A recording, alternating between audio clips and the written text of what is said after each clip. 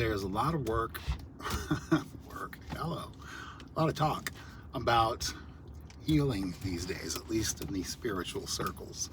The craziness on our planet is also a testament to that. So it's a thing.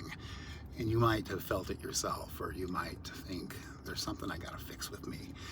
And if that's the case, I want to share a verse with you and then tell you about a little inner child story. We all have one, so this will make sense to you, or it should resonate, I hope.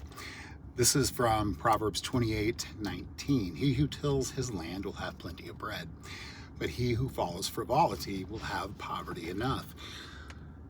There's two things going on here, and a fly. He who tills his land means, in the healing context of looking within, going inside and finding out those hurts, hang-ups, and habits that hold us back from who we truly are. And that means to shine the light of your attention, your awareness on those things that hurt, those past pains, those things that make you hey buddy, want to scream at people in traffic, the things that cause you sadness, pain, discomfort, the things that pull you out of your own peace. And those are the things that really are screaming for our attention, because when you're at peace inside, the world is at peace around you. And really examining those things within, ensure that, like the verse says, you will have plenty of bread. It means you will have plenty of patience, love, joy, peace, compassion, all of the fruits of the Spirit, the things that God promises us that are always there, that are always within us, but that the world tends to drown out and that we lose sight of because all of the things externally that are mirrors for us to sit with ourselves and ask, well, why is this thing so troubling to me? Why am I getting this sort of response, this triggered response from X person, X situation? So when you go within, you'll have plenty of bread. You will have plenty of those fruits. You'll recognize the abundance that's already within you, is what it is. And there is an overflow of abundance that God gives us. And we have it within ourselves. And to do healing work, healing can show up in a lot of different ways. And here's a quick little story about me.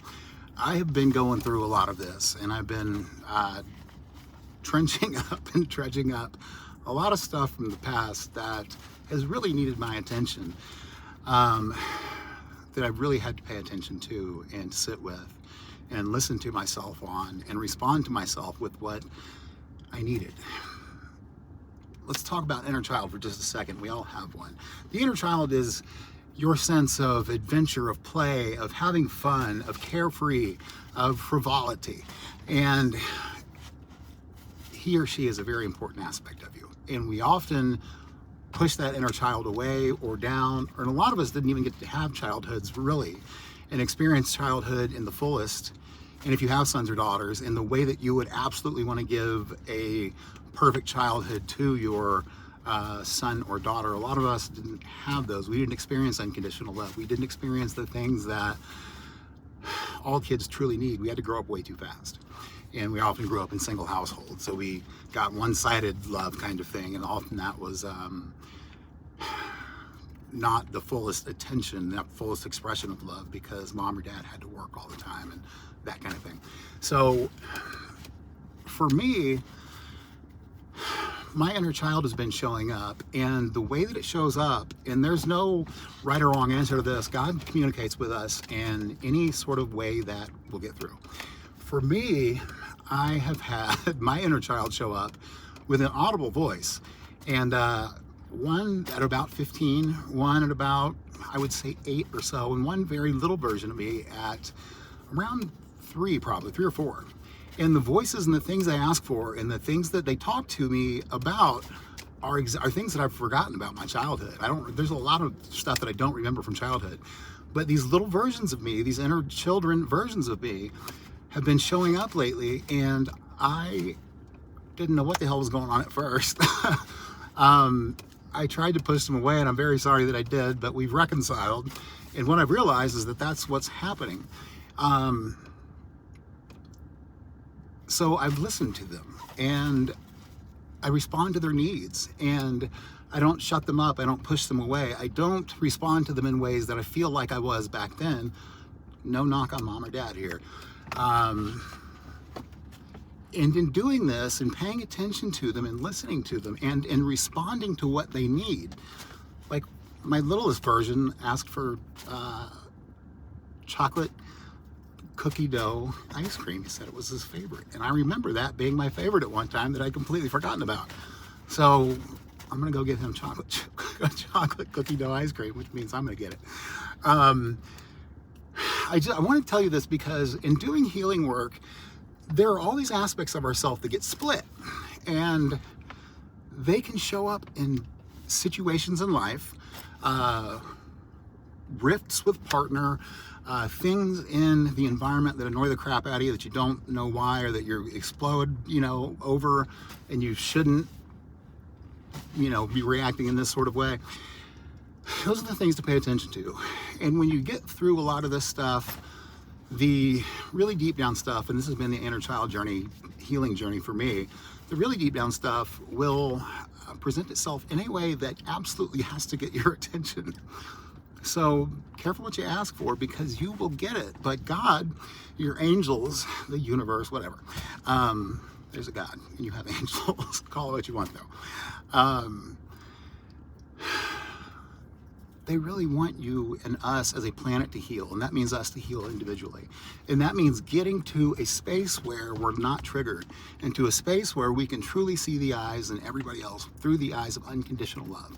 That no matter what another person is doing, or what happened with another person in the past, or where you're at in a relationship with somebody who did you wrong or whatever, that you can love them anyways. And that starts with loving yourself. But you have to be able to fully accept yourself. And a lot of us have pushed things down, pushed them away. We still have behaviors that we shouldn't be doing that ignore or numb us out to those things that we so need to pay attention to. And for me, it's been this literal voices of 15, 8, and 3 or 4-year-old versions of me. And when I listen to them and I respond to their needs, those voices quiet down, and I can even check in with them, and they tell me how they're feeling, and they're much happier these days than they used to be.